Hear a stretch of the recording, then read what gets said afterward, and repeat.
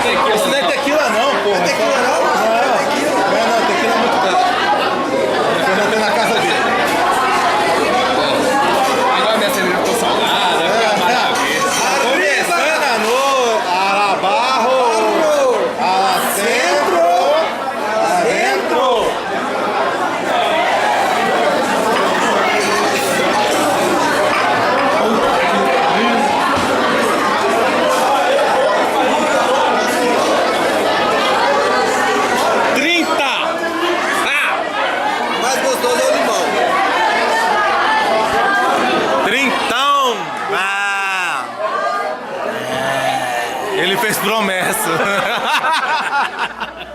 Filho da puta. É ele.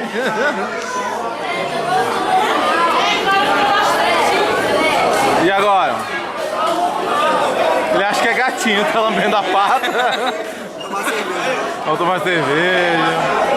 E agora, se o Bruno resolver ficar só de seleta essa noite? Ele dirige. Mas eu acho que mais umas duas dessa aí começa a pegar a cerveja. Pode ter que virar o banco assim, foi lá. Agora foi pelo dia, né? Acabou. A promessa acabou nesse momento. Agora ele vai voltar ao normal.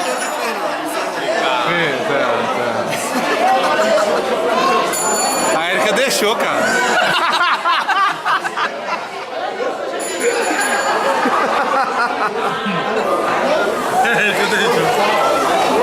Eu não vou falar aquela frase de diabinho mal, sabe ela.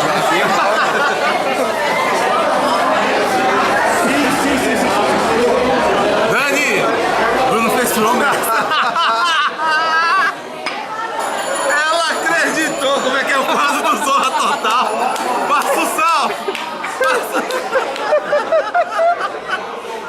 Passa o sal. Ela... não vou beber cerveja. Mas não tô tomando. Quem bebeu foi eu.